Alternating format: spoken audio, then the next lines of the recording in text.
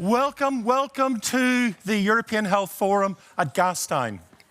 Now, this is one of those sessions where I suspect there may be an age divide. Some of you may recall the famous quotation from Groucho Marx when something was being explained to him and he was told, a 10-year-old child could understand this. To which he quite reasonably said, somebody find a 10-year-old child, because we are going to be moving into a world where people of my generation are struggling to come to grips with what's actually happening. And in preparation for this, I was looking at the website of one of our panelists, looking at gaming, and the whole array of gaming. Thank God for Google Translate, because it was in Swedish, and jag förstår inte svenska.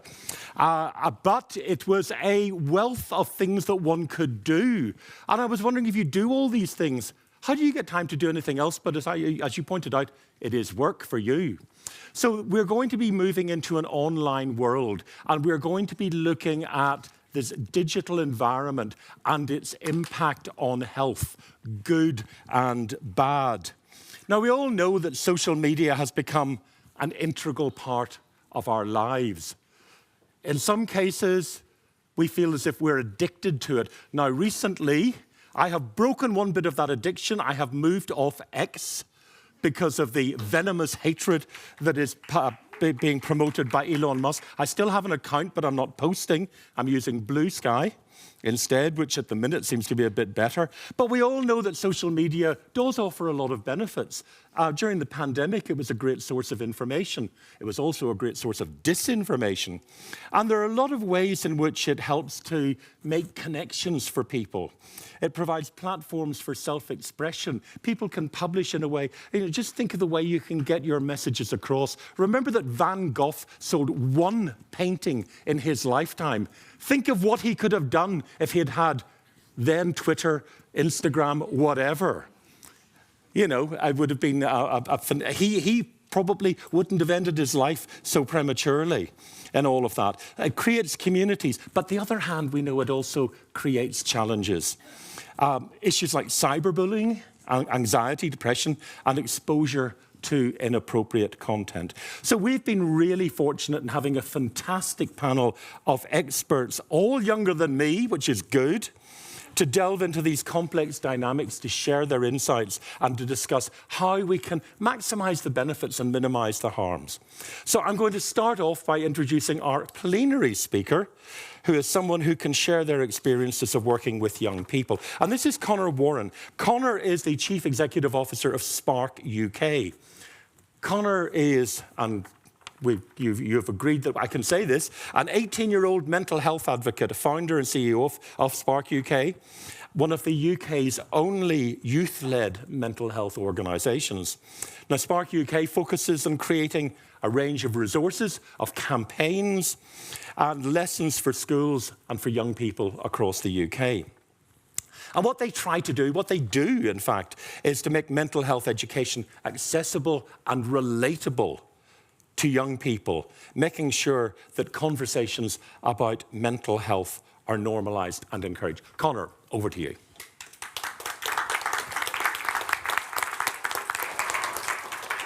Thank you so much for having me. As Martin said, my name is Conor Warren, and I'm an 18-year-old mental health advocate and entrepreneur. At the age of 14, I founded Spark UK, and we are now the UK's leading youth-led mental health organisation. We create resources and campaigns around mental wellbeing for thousands of young people across the UK. We've worked with the likes of Dame Emma Thompson, Dame Judi Dench, Stephen Fry, all sending us videos giving tips on mental health. And our resources are now being used in over 300 schools across the UK. I'm here today to share my perspective as a young person, but also as an individual who works with young people and whose organisation focuses on promoting mental health conversations and education within UK schools. One of the biggest challenges I see for my age is managing the transition between the school environment, where interaction with friends and many other aspects of life is largely digital, to the world as a young adult, where face-to-face interaction begins to become more essential, for example, when you're entering the workplace. I know many young people, including a lot of my close friends, who at simple activities such as writing an email to someone they don't know, talking to a bus driver, making small talk with strangers, they can find that really difficult, and it can often lead to feelings of nervousness and anxiety. Taking this a step further, For a lot of young people, visiting a GP or accessing face-to-face mental health services are considered a challenge, but especially a situation where you are expected to be emotionally vulnerable or to talk about your own personal health issues. Personally, I've received professional support from the NHS in the UK for my own mental health struggles, and I found it extremely difficult to talk to a professional face-to-face about my own issues. Because of social media, I was only used to speaking to my friends over message about my issues. That actually being presented with someone face-to-face, I found that really difficult to actually know where to start, to put it bluntly. So the challenge seems to be developing confidence in this area while still living the majority of social interaction online, alongside promoting services that don't follow the traditional face-to-face model, but using the platforms that are most popular, such as social media, to sort of create that support. Some great examples of this are text messaging services for mental health support, as well as health sort of online doctors. And you've also got online crisis support lines and services. Over in the UK, we see so many young people who are accessing services such as Childline, which is an online wellbeing support. And we see so many young people that access that, and that actually saves so many lives because it is at the touch of fingertips, and it means they don't have to talk to an adult about it. One of the messages that I believe needs to be heard is that social media is here to stay. Unfortunately, it's not going anywhere. We are now stuck with social media, and it's only going to develop from here, and it's only going to become more integrated into our everyday life. Social media is a key pillar of my life. As much as I hate to admit that, unfortunately it is. And it's a key pillar for the social lives of millions of young people across the UK and across the world. For me, it's a positive place both personally and professionally. I have used social media to build my platform and to grow my organisation. Living in a small town in the UK, I didn't get much diversity. I wasn't exposed to much. So social media allowed me to really see things that I wouldn't necessarily see just in my everyday life. It has introduced a level of diversity that isn't present in small towns, offering young people experiences of inclusivity and diversity. This is especially beneficial for those from marginalised groups related to race or sexuality. As a gay teenager myself, the only place I saw someone like me was on social media and through social media, because I didn't see that in my local community. And I feel this is an important factor to stress when we're asking young people to reflect on social media. You know, it's not all negative. A lot of people like to say it's all negative, but in reality, social media has so many positives. And with this in mind, one of the key actions that we as an organisation feel is important, especially when we're talking to the young people we work with, is teaching the ability to critically appraise social media and the content they're looking at. With this comes an element of trust that they can do it, that they have the right tools to do it, they have the right support and knowledge with those around them. I always like to say that to a large extent, social media is yours. You choose what accounts you follow, you choose what accounts you engage with. So I always like to say, let's have less of the Love Island influencers and more of the self-care accounts, because the more positive accounts you follow, the more positive your social media is going to become. One key element of the work we do at Spark UK is to teach mental well-being from as young as possible. So we do lessons from as young as 4 or 5-year-olds all the way to 20-year-olds. And we aim to teach young people about mental well-being and embedding elements of self-care and gratitude into their lives. So it builds up a generation who are able to support themselves in the future. From a digital perspective, we should look at using similar techniques, addressing the problems before they become a problem. Additionally, young people are looking for content that is authentic and is transparent, content that adds value to their lives. But maybe this raises the question of how platforms ensure to the best of their ability that they are supporting authentic and factually correct content by standing against discrimination and promoting equity. If I choose a film to watch, the age rating gives me a clue as to the type of content that's in it, and this builds more transparency around what I'm watching. And we need to sort of build this into advertising, educational videos, entertainment. This approach of rating content on social media provides the tool I mentioned in terms of supporting people to critically appraise content and gives parents and educators the reassurance of the content their young people are watching. As I previously said, authenticity is a crucial thing that young people want in the digital world. Apps such as TikTok and BeReal have provided an outlet for authentic connections through the digital space. For those of you that haven't heard Be Real, it's a social media app where a notification goes off once a day, and it gives users 2 minutes to take a picture of basically whatever they're doing, and it takes a picture using the front camera and the back camera. I'm somewhat proud, somewhat embarrassed. I have not missed a day of Be Real in 2 years, which is somewhat of an accomplishment. And it's a sort of this unique platform that there's no creators, there wasn't any adverts. It was a space just for friends where there was no filters. It was a truly authentic space without filters or fakeness. And this is what young people are truly wanting within the digital world, somewhere authentic that is real. Maybe returning to the thoughts about inclusivity, young people are probably the most proficient users of social media. So ensuring young people are consulted in the designing of services would be a massive recommendation. We should be working alongside young people to find solutions rather than against them, as after all, young people are our future. Thank you very much. Great. Thank you so much. Fantastic. So much to talk about, and we will be discussing that among our wonderful panel, and I'd like to invite them to come up one by one. Aya, could you join us here? Aya Winssi is the project leader from Sverok. And this is the website that I was looking at, learning all about gaming and the huge range. So this is, please have a seat. You're the project leader for for Sverok, part of the Swedish Gaming Association, one of the largest youth organizations in Sweden. And you work with spreading different parts of the gaming culture across the country. You've got 40,000 members and 1,800 clubs, both in person and online. In Sweden, people like to join things, don't they? Choirs, now gaming associations. So here we are. And you've led a number of different projects working with extremism, with racism and toxicity in gaming and gaming-adjacent platforms, and the impact that it has had on youth and children. And your work includes analysing and reporting on how extremist actors can exploit gaming spaces and report on the experience of young gamers. So welcome to Aya. Thank you. Kathrin. Kathrin Karsay is Assistant Professor, please, at the Department of Communication at the University of Vienna. And your work has been exploring and researching and sharing knowledge on how to successfully navigate the digital world, coming at it from an academic perspective and with very rigorous research. Gottschalk. Gigi is the head of health in YouTube Germany.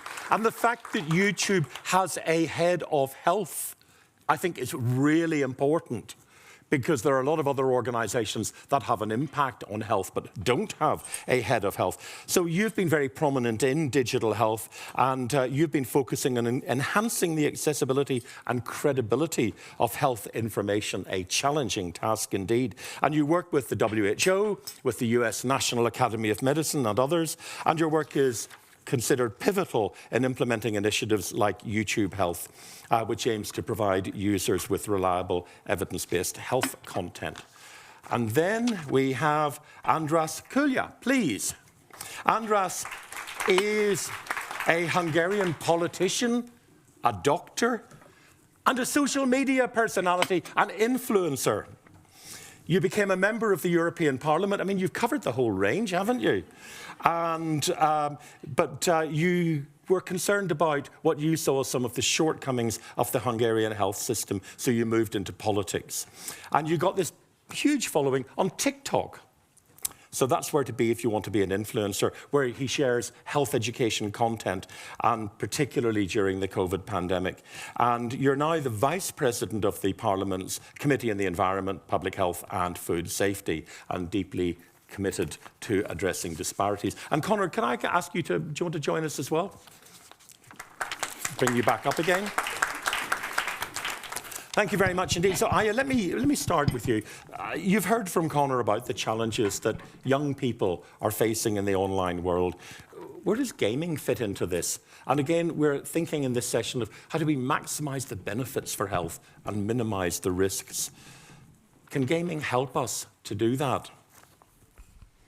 Well, I think it's important to consider that gaming is also a social platform. A lot of games do have a place where you can interact with other players, where you can socialize, where you can talk about your interests and your hobbies. And just as Conor said, social media and games, it's here to stay. It's not going anywhere.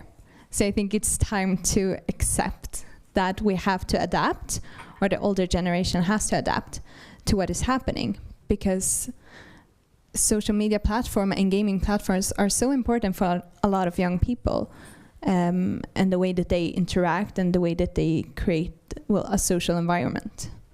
So let's have a concrete example. Yeah. I mean, I'm cautious even about saying this, but you know the way in which people can sometimes use social media literally to encourage people to harm themselves.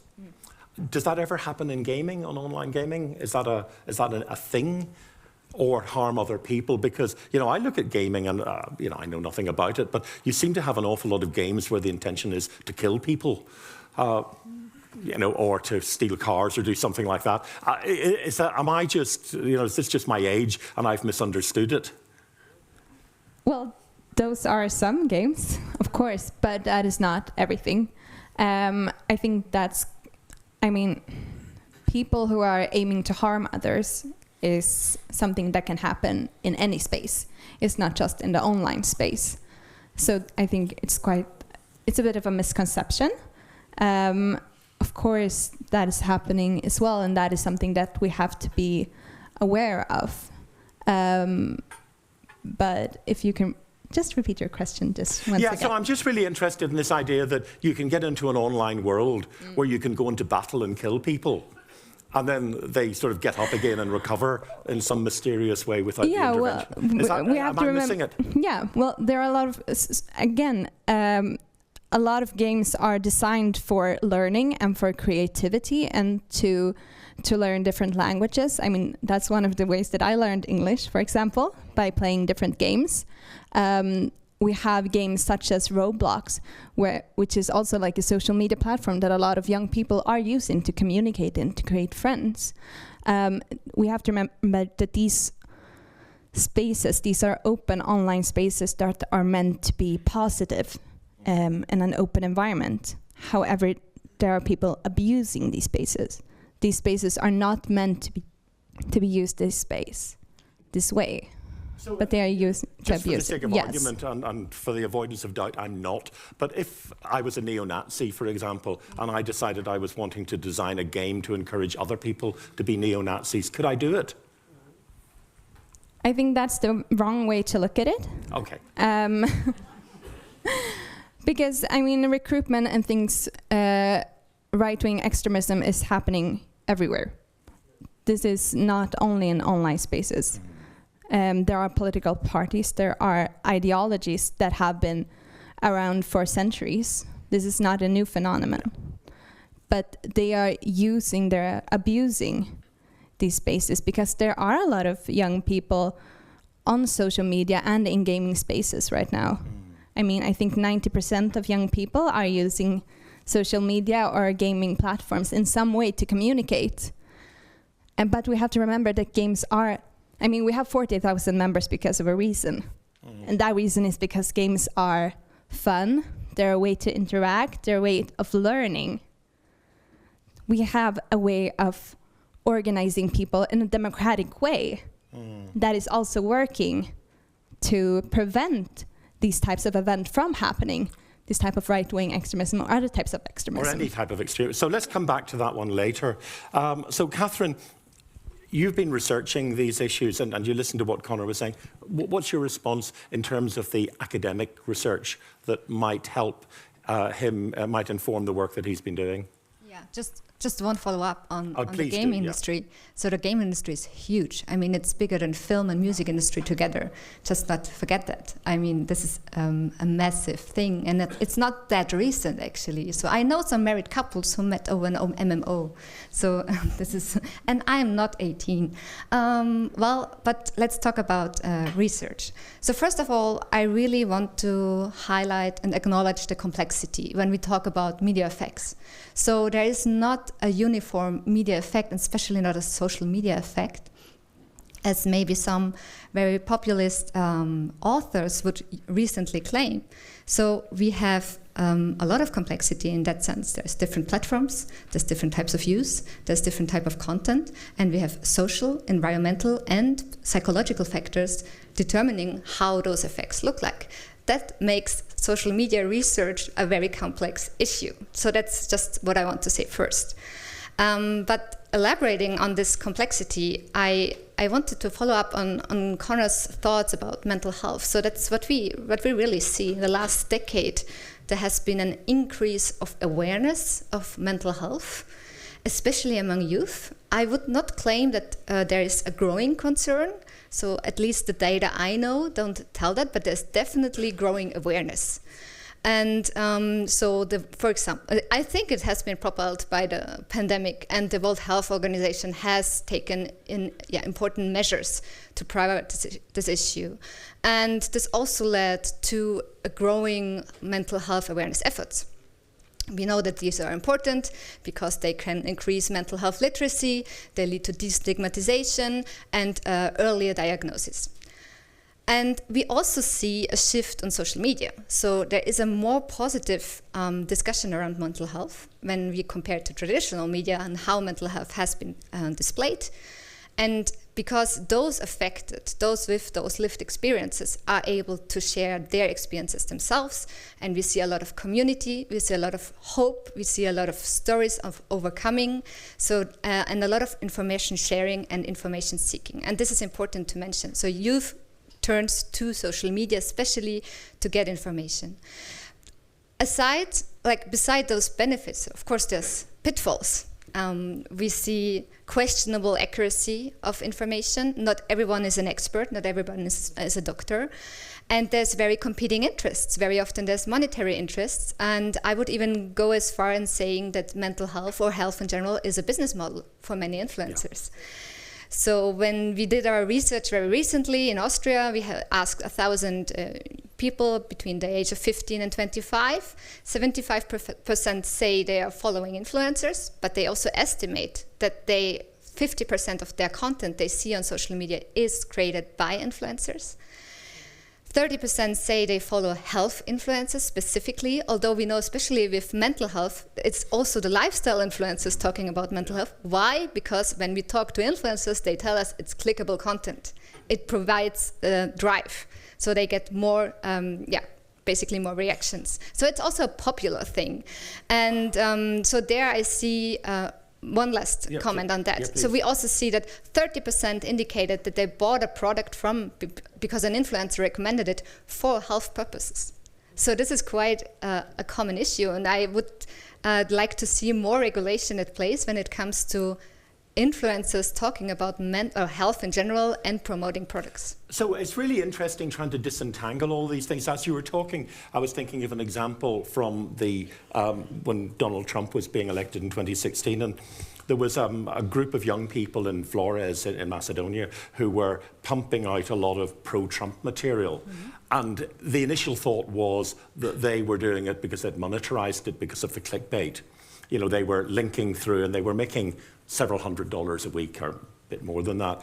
And then it was discovered that the Russian military intelligence, the GRU, had been visiting there, probably picking up on it. And you're trying to make sense of all of these things because people have multiple motivations for doing these things. And sometimes, as you were saying, an influencer who's really promoting a lifestyle might find it's more profitable to promote a positive or a negative health message. Is that right? Yeah, I agree. And in general, there's a myriad of sources on social media. It's not only influencers, it's general users, it's NGOs, health organizations, journalists, alternative media. And we don't really know what they are saying and the quality. So that's also a call for research to investigate what kind of messages they are and how accurate they are. So I've got lots of other questions, which I hope we'll come back to in the discussion afterwards. But Gigi, let me move on to you. Can you've got a huge amount of health-related material on YouTube, and I have to say, one of my colleagues has a channel there who has monetized it and does really interesting stuff on epidemiological methods and writing papers and so on, and it's quite lucrative actually. But you got all the, and that I think is good material. But how do you differentiate the good from the bad, and particularly when you're getting into contested issues? You know, you look back to the pandemic, and there were so many people saying one thing and so many people saying the other, even when the evidence was, very clear. But on the online world, it seemed to be much more divided than it really was. I mean, how do you do that? You're head of health. Do you have a team of health professionals advising you? Do you rely on ChatGPT and Wikipedia? Do you have... You do. We'll come back to that in a minute, actually. Just remember the word autophagy, eating yourself. We'll come back to that one. Gigi, how do you do it? So I think the question now is, in a nicely way, asking how does the world work? Or how does YouTube prevent people from... I'm happy to speak on YouTube Health and what the thought was behind it from the starting point that you're coming from. So, of course, everybody probably knows search in Google is the biggest search engine used at the moment on the planet, but YouTube is the second biggest search engine. And to give you some numbers, because of course we are a company that cares for data a little bit, is and you give me time when I'm getting too long-winded, is as we're in the European, let me give you a global number. Health content videos, where people seek out videos on health conditions. What is the symptoms of diabetes? What is a polycystic kidney disease? What is an anxiety disorder? Only that type of content, only on YouTube, last year, 300 billion views, out of which I own in Germany 3 billion views. So there is a vast interest on health condition information. A lot of people speak about Dr. Google. So the first thing to know is there was never a plan at Google headquarters to say, let's make Dr. Google. These queries, which is searches in our language, just keep piling up. So we have, in Google, there's a vast part that is Google Health, where health professionals work there, the likes of yourself, academia, researchers, all the different things you know and don't know Google does has a health aspect to it. Let's keep it health information quality on YouTube. So what we did 4 years ago during the pandemic, as you mentioned, where we saw a lot of medical misinformation also, aside from using the local media law, child protection law, platform rules, we needed more, because health information is a lot more granular and a lot more fine, and it follows different things than regular information. So we said we need third-party evaluation, because we don't want to be judge and jury what is the good or the bad stuff, unless it's obviously bad stuff that doesn't need an argument. And then we reached out to the WHO and said, can you, with other expert groups, define indicators that let us understand what is considered a credible source of health information on the internet, and by which real-life health credibility and standards, and by which health information quality standards? We talked about evidence-based. And then these white papers were done, and then we used those to create the YouTube Health features that now, and I can follow up in the next question, will show you underneath the video of an authoritative source. I come from in Berlin, where everybody probably knows Charité Hospital. Yeah, absolutely. So when their channel shows up, under each video of their channel, there will be a badge that says, this is from a public hospital in Germany. And if you want to know how the WHO defines such a source, click here. And then now you have contextual information on the source of the information. So the problem First there, part of the answer. you take, going back to the pandemic, WHO initially said that COVID is not airborne, and it continued to say COVID is not airborne way beyond the time that everybody else knew that it was airborne. So in a way, you get authoritative sources, and we're in the UK having a COVID inquiry at the minute where you are having people appear before it saying things that actually are out of alignment with what the consensus view is. So just because you come from a prestigious organization doesn't mean you get it right. Isn't that a challenge? I think it's a challenge, but it also should remind us all that during the pandemic, people got scientific information and evidence-based information, but nobody gave them the disclaimer of how does science work in health and how how does evidence work? And you all are in the field of evidence, so you know evidence has to be revised on each health topic in regular cycles because evidence gets progresses. So nobody told people, hey, when we talk about the facts and evidence, we're talking about evidence being a moving target.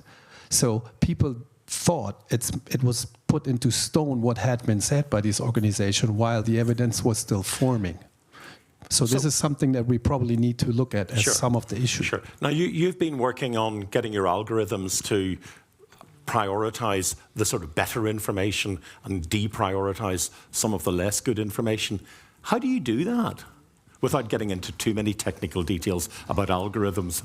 Okay, let me be as untechnical as possible to still get the point across. Sure. So the first layer is, you have, as we said, we have a local law, and in health we have a lot of regulation on any type of information as it comes to advertisement, all of these things that are in place from the regulatory bodies. That is also on the platform. Then you look at the general evidence, and then you also look at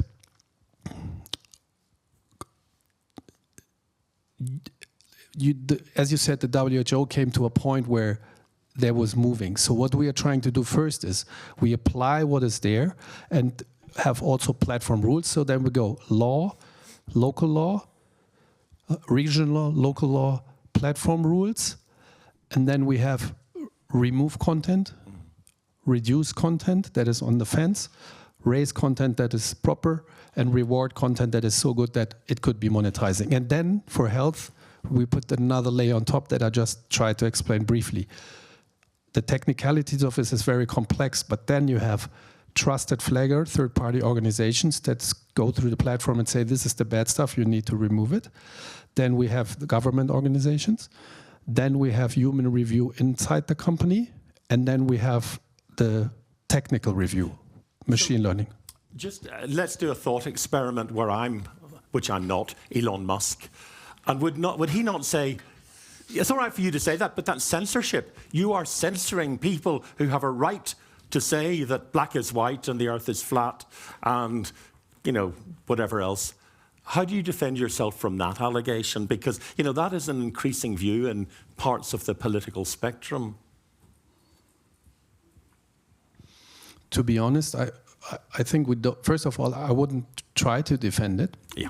Because if the earth indeed is flat, somebody would have to walk a long while until he drops off and hurts himself. But if we're saying you should abort with a kitchen knife because the law in your country changed on abortion, that's immediately hurtful. So there is a confidence score that we can look at and say, is this immediately hurtful? So we can risk taking it off and then go to court about, freedom of speech issues, and then local legislation, local courts will decide if it was correct to remove or we have to re-put it.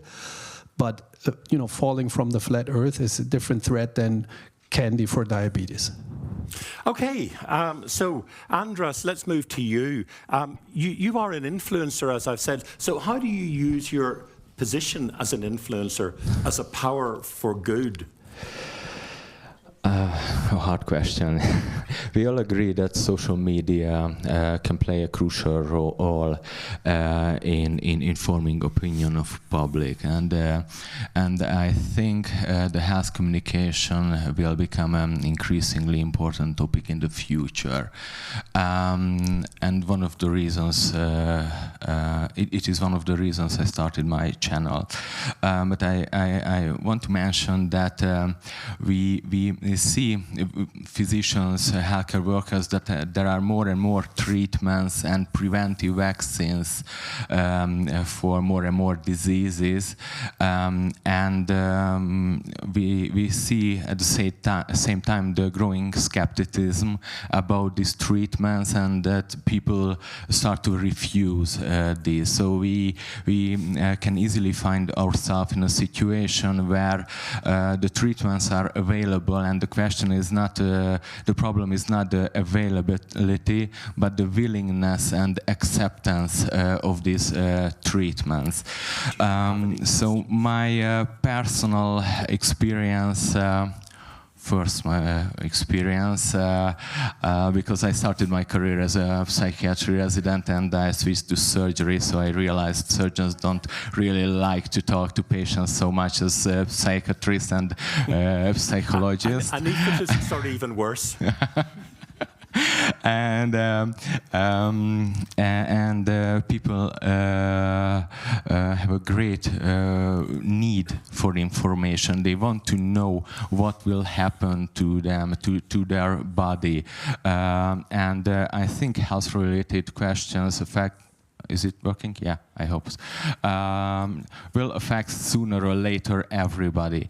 And during the pandemic, I just realized that it's not only a need, but also it can be a threat to healthcare system because the misinformations are spreading so fast that we can do nothing about this. And it was the main motivation to start my TikTok channel, and I was very surprised that it just blew up, and now I have 370,000 followers and more than 100 million views. And that's not because my channel is so super cool, but because there is a very big need for an understandable and evidence-based information in the public, and it is how I started my channel.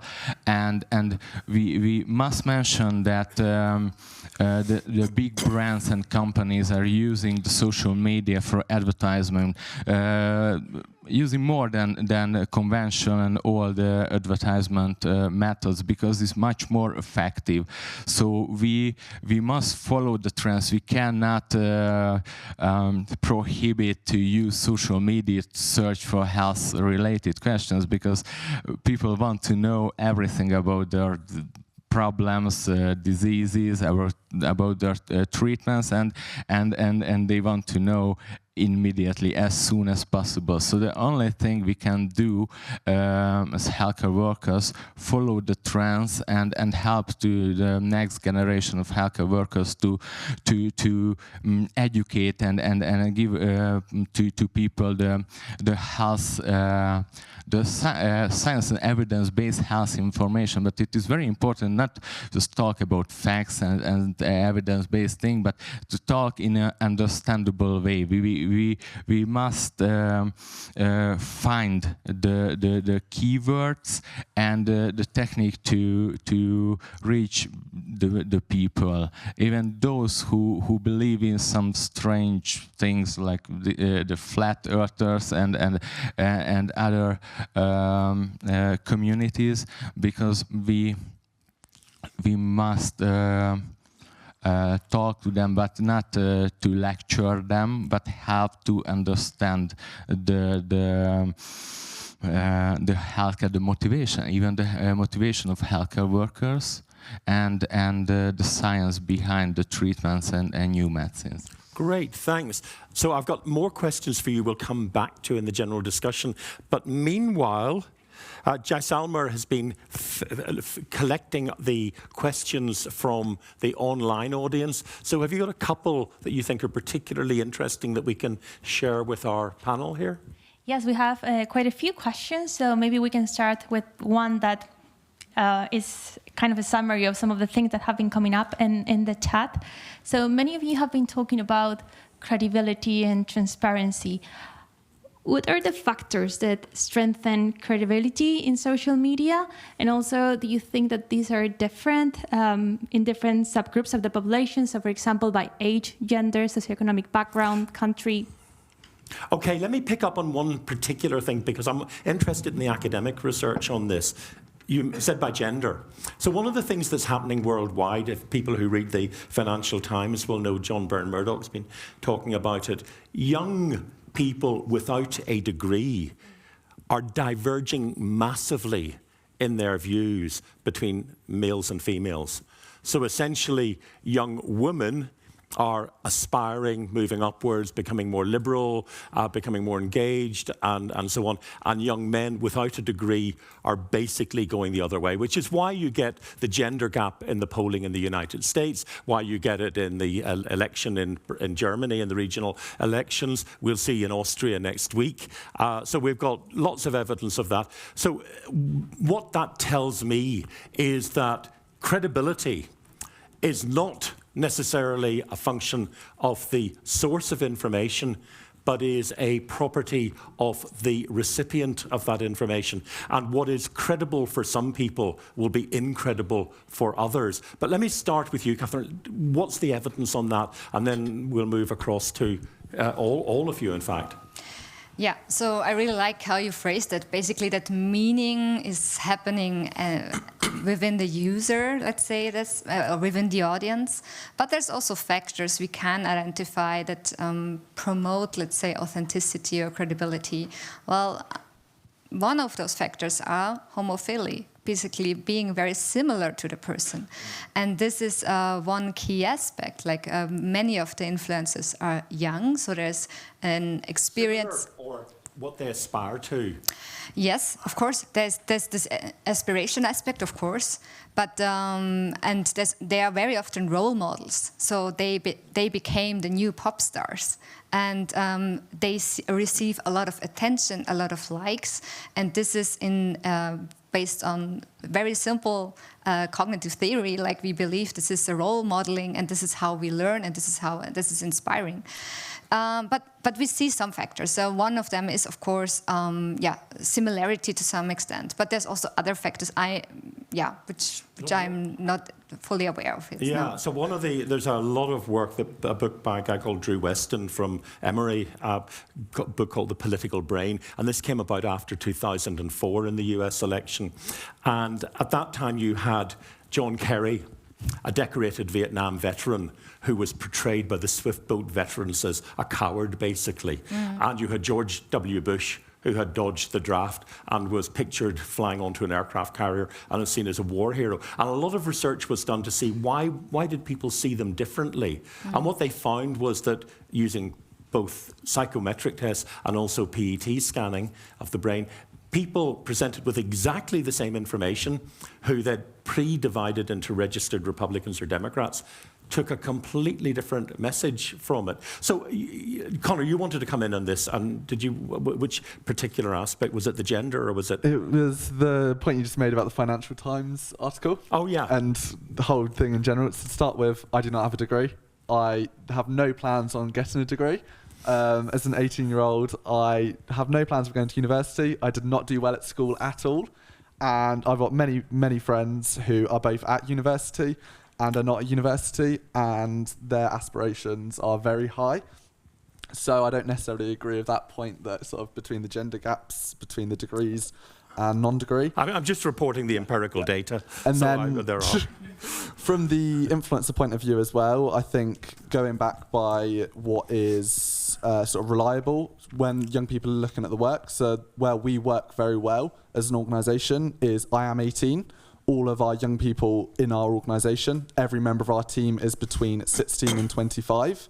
So the resources that we are putting out there are reliable for young people because we are their own age. We are going through the same thing that they're going through. And so that's where that credibility comes in, is that age aspect of young people are more likely to listen to people their own age. So let me just push you on that. Is there an ethnicity issue here? Or how do you address that? I think for us as an organisation, we are from a very rural part of the UK. We don't have much ethnic diversity. We are a completely white organisation. That is not out of choice. That is out of just the matter of fact of that how it is. And so we've never found that an issue. We've never found that as an issue of our credibility. We are still engaging with young people of all cultures, of all diversities, of all ethnic backgrounds because of the age. And it's that one factor that is a thing that has given us that credibility with the young people as opposed to teachers. So in several of the countries, in fact, I think all of the countries here, including the one that I live in, there are issues around ethnic and religious diversity. And there are groups of people who, many of us would argue, very reasonably do not trust their governments, because their governments have, or their political politicians have attacked them, have vilified them. And if you are trying to get messages across, who is trusted in a situation like that, where you have got very good personal grounds for not trusting others? Well, let's just go through all of you. So let me start with Hungary.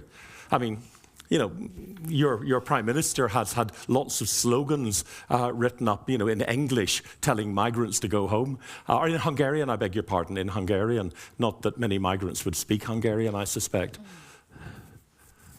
I want to highlight that I'm from an opposite party, so I'm not a part of the government. Just to be clear.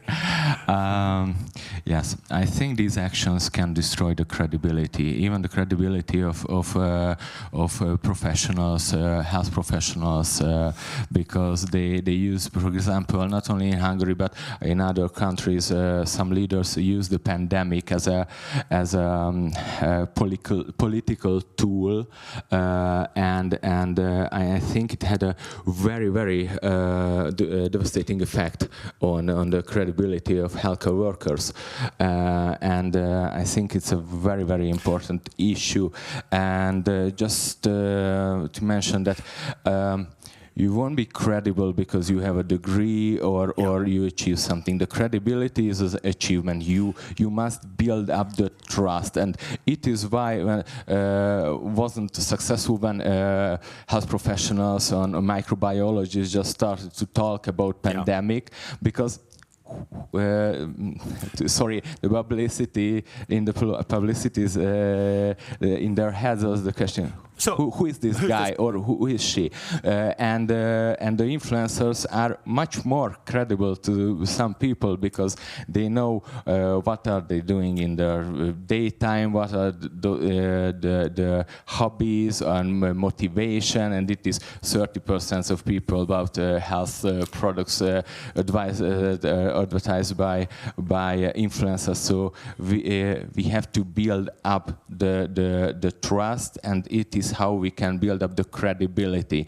And it is why we must think a little bit forward, think about the problems and find some solutions, new policies to take actions to prepare our healthcare system. Sorry, I focus on is on the healthcare, to prepare our healthcare system. So this role of an influencer is hugely important. It's been estimated, if my memory serves me right, that Taylor Swift's endorsement of Donald Trump has delivered about 400,000 votes, partly by encouraging people to register. How do you and YouTube get Kim Kardashian to promote a health message? Or someone similar? You've got another influencer here you might want to recruit, I should add. I think I wanted to bring it back to one part that's part of the underlying question about representation. Yeah. And I think this is one of the magics of platforms, also like YouTube, where you get, and when you think of it as in a health context, when you have underserved communities within countries, we tapped into migration, all of these things. Sometimes they have no place where they can get information that helps them along in their health journey in that part of the world they live in, because their community is not acknowledged. You said a racial issue, a skin issue. So now we see a phenomenon where we have credible health creators, doctors on the internet, that at the same time as they're doctors, they represent the minority. We can think of Dr. Simi, Nigerian descent doctor in the UK NHS, does female health. She now is at 3 million followers across the globe, which is black women that in many places of this earth, or especially in Europe, are a very underserved community. You can also think of Arabic women living in Europe, where the simple thought of going to a gynecologist is absolutely culturally unthinkable. So now we can reach these people. So representation is a huge issue, and I think I wouldn't even need to go as far as looking at Kim Kardashian, because we have Dr. Mike, who has now 12 to 15 million followers as a medical doctor, and he can make that message, or Dr. Simi can make that message, because she is a gynecologist. So symbolic representation is really important. Again, Swedish Democrats, Freedom Party, whoever, both of you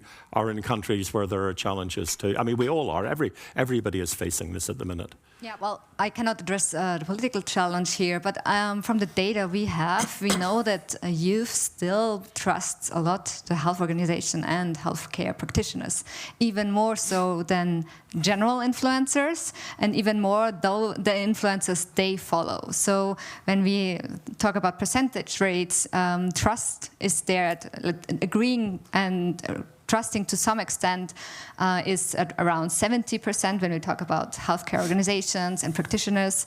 And for those influencers they follow, it's about 40%. So this is also, let's say, somewhat a good sign that there is some sort of skepticism there. And I think this should be also, supported. So the situation in Sweden? Well, I don't think that Sweden's that different from other countries here.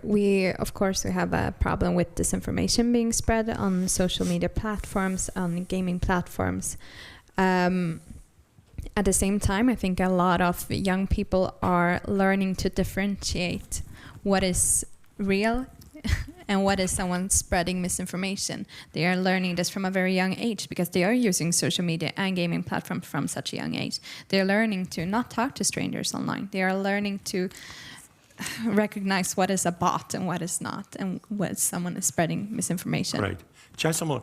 So we have a few more questions for each of the panelists, but maybe we can continue with a more general question. So people are curious to know how we could improve health literacy through social media, and in relationship to that, how can we make health content, like good quality health content, trendy online? And I guess this somehow connects to the previous question, because you've been talking about similarity being a crucial factor for credibility. So how can we be more relatable, I guess? Okay, health literacy. I keep hearing about this word, but I'm never quite sure what it means. Can anybody tell me what it means? Because, I live in a country where, if you look at the OECD data, this is 10 years ago when the standard measure was the ability to find a plumber in the Yellow Pages telephone directory in the old days when we had telephone directories. And 28% of the adult population could not do that. So it wasn't health literacy was the problem, it was literacy was the problem. So I'm just wondering, what do we mean by health literacy, and can all of these things help, or do they just want to start off by improving literacy? I'm going to come with the mental health literacy, which is where we come with. So take 4 years ago, before COVID, very few people understood what mental health was. Mental health, was, everybody assumed was anxiety, depression. It was the sort of polar opposites of the scale. Now, through resources, through conversation, through talking about it, the mental health literacy, that all comes under. So anything you see in schools, anything you see on social media, anything you see in websites, newspapers, TV, is literacy. It is educational. And now the meaning of mental health is actually the same as physical health. It is how you think, feel, and act. And mental health can be good, it can be bad. And I think that's the mental health literacy, is the educational, the kind of the physical and the digital resource and education of certain terminology. Great, thanks, András. So maybe I grab some time. Oh, please, sorry, G, I just need a glass of water to keep me going here. On this topic, and stop me if I'm getting too preachy. First of all, with a loving smile, if 300 billion views, it's not trending, I don't know what's trending. So it's already trending. trending is not age specific. I know. You know. And to that note, I feel very good on this panel because this is the only time in the year somebody refers to me as a young person with a generation gap. Very polite of you. So coming back, very practical. It's already there. It's super trending. What Conor says, I can only second that when it comes to mental health. And all the other health topics. So it's a humongous topic on social.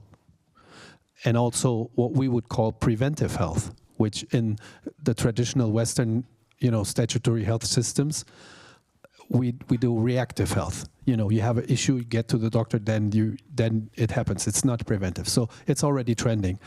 The challenge is, and that's a very positive challenge, a lot of doctors or health professionals are already learned to do very engaging content. He found himself being very popular all of a sudden, so he has a way to engage people. What my work is sometimes with institutions is, or intergovernmental organizations is, in a lovingly joking way, we say the most authoritative are oftentimes the least engaging. Why is that? Because health is a language spoken on an academic level. And let me add an appendix, which I think is very important. When we look at health literacy, meaning that it's not what it is, but what we want it to be, is we want better informed public, we want better informed patients. And when we look at the public health system now, give you a German number, the statistic time a patient with a statutory health insurance can stay with a doctor is 4.3 minutes. Including who are you, what's your name, what's your problem, and goodbye, here's your prescription. So the doctor has no time to even properly do what he wants to do with the patients, leave alone teach them on the subject matter. What does the platforms have? Unlimited time. So what we see is now that a lot of the German biggest hospitals are creating, expanding the anamnestic room into videos, teaching their patients before the patient sees them about the, let's say, cardiology. What is the spectrum of cardiologic diseases? What are we going to do with you when you show up in the office? This is the way we diagnose. This is the way we treat. Here, go to a digital anamnestic form and fill out the 20 most common questions a cardiologist will ask you in the session, and then the 4.2 minutes have changed. So think of it that way. So I'm going to shamelessly do a little plug for my podcast series, because I think this point about medical communication or health worker communication is important. If you want to go to Spotify or whatever, Inspiring Doctors, where I interviewed a load of people who had, most of them doctors, one a television doctor, an actor, Steve McGann, who, if you know the British programme called The Midwife, was using that as a medium. He's also a health communicator. And these were people who, a young doctor who had won MasterChef and was now writing cookery books with health messages all the way through them. Another doctor who was using illustrated comic books about the life of doctors, and other ones who were using poetry and things like that. And of course, there's a long tradition from Chekhov, Somerset Maugham, and so on, of health workers who've used this. So just, I'm digressing. It's not social media. Some of it is, but you might find it interesting. András. Well, to answer how to create a video, to create a 1 minute video, it takes me about 7 to 8 hours. And the most important part is the first 3-5 seconds. Yeah. Because people, you know much better than me, that people decide this in almost immediately. Do they want to watch the video or not? You have to find the hot topics also. I have a strategy to talk about hot topics and not so hot topics, but very important ones. And I keep it's a little bit cheating, cheat code to the algorithm. But as a health professional, is very important to talk about important, not just catchy topics. So Also, I had an anti-tobacco campaign. It was very hot topic because of this new disposable vaping tobacco products. So I built up a strategy with the 5 videos, and it reached about 4.2 million views without advertisement, without anything. These are pure organic views. But it was a long journey. When I created my first video and I learned the text, I learned how to use the camera and cut the video, everything. and I recorded, and my wife just said, it's not okay, it's not good. I said, why? Because it's ununderstandable. I cannot understand this. And I said, why? Because of these words. And she just started to say the words, the appendices and everything. And at that moment I realized that our language is absolutely different, because we use these medical words during the med school, and afterwards we have friends who are doctors, nurses, and these words are just common words to us, but not to the public. So we have to translate these words, translate our thoughts, and to compress everything in a 1-minute video, not longer, and it's very difficult and very hard. Thanks. And I must mention that we started a science and health communication course at Semmelweis University. Yeah. I was one of the founder lecturers, because I think it's very important to teach, because it's learnable. So you can learn this, but it takes time. So we can help to the next generation to learn these techniques, because together we are stronger, and we can reach much many more people, and we can have a bigger impact. And it is how we can fight against the misinformations. Thank you, Kathrin. Yeah. So sorry, I stay away from the water.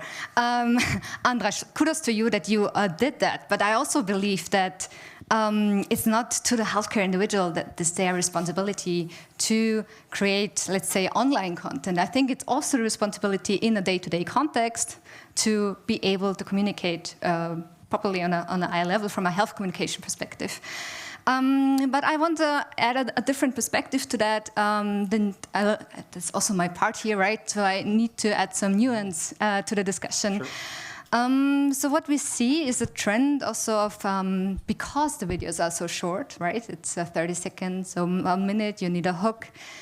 They need to be catchy, and they are watched in between some other entertaining content. Very often, it's not only in intentional search, but also incidental exposure.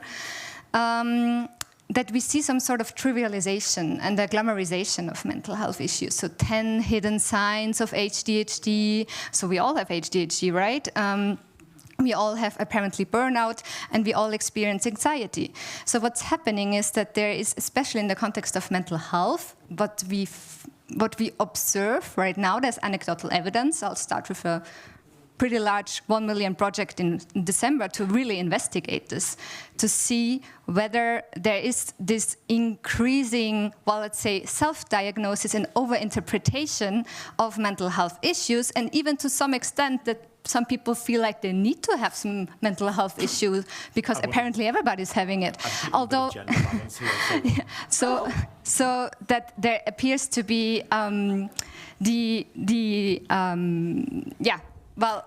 that it is somehow trendy to have a mental health issue, and I see this a problem, and especially then some overestimation or over-interpretation of maybe common symptoms of stress and anxiety. Your friend who has never called someone or picked up a phone, well, I also experienced that. So it's just a normal process when you grow up. So I would also challenge that.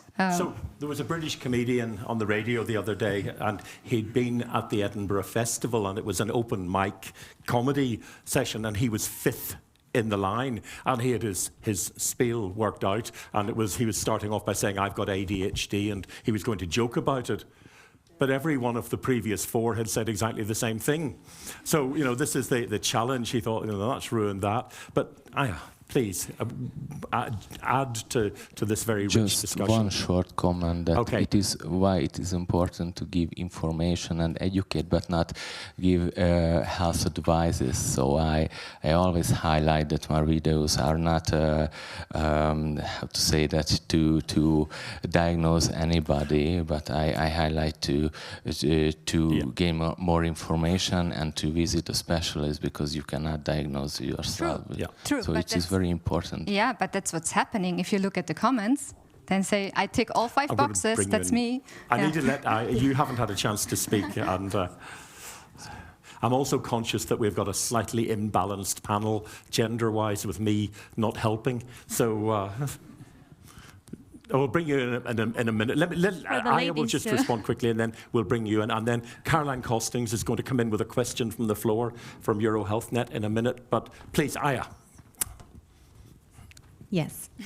Sorry, I'm not forgetting about you. No, of course, but I think there's a bit of a different space also in gaming, but there's a very important health factor in there as well. Again, to consider that a lot of children are using gaming spaces. What we can see in gaming and social media, that makes it easier to communicate is the screen. Yeah. That if I don't see you, I think it's a lot more easier to talk. I'm quite nervous here with all these people here, but if I just close my eyes, it would be a lot easier. And that is kind of the same concept with gaming as well. But that is also, however, a double-edged sword.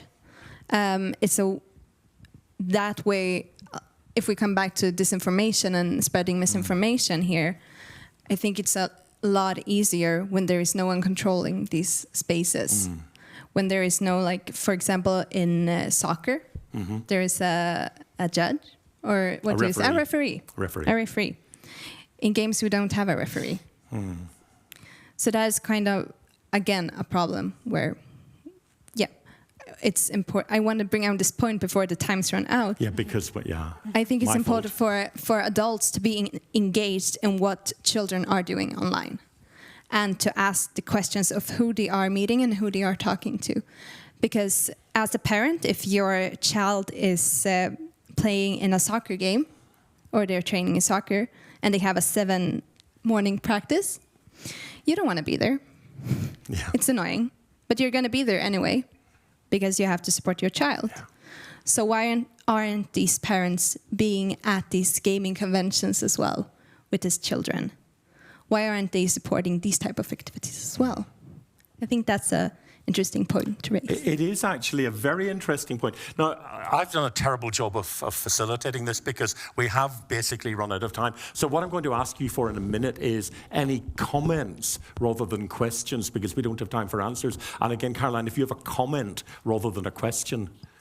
Yes, me. I wanted to also highlight here that we have an opportunity, because Ursula von der Leyen wants us to look more into social media and the impact of on mental health of young people.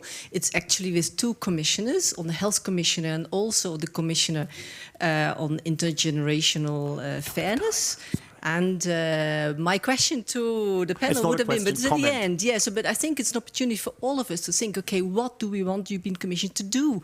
What regulation should we have? Kathrin, you talked about regulation, so I think it's an exciting time on this topic ahead of us to do more, and that's what I want to say. So we are really fortunate in having a parliamentarian who will be holding the commissioners to account. So András, I hope you're taking notes of all of the questions that you will be asking at the hearings. Please, any comments rather than questions? Yeah, we have a few comments. So, for example, for Aya, people were very interested in learning more about the potential of gaming social environments to kind of control for the proliferation of extremism, political extremisms. Then also, I think there were a couple of comments in relationship to the need to differentiate between testimonies online, something Kathrin touched on, and legit mental health care advice. We have, if you've been recommended to undergo a knee surgery, you can talk to another patient who's gone under the same procedure to understand how it went, but you wouldn't ask that person to perform the surgery on your knees. Why do we do that with mental health, you know? And that was basically, then there were also some comments about how we could promote online good quality content instead of just restricting access to potentially harmful content. So that was it from the online chat. Thank you very much indeed. Well, quite clearly, what am I carrying a microphone for? I don't need one.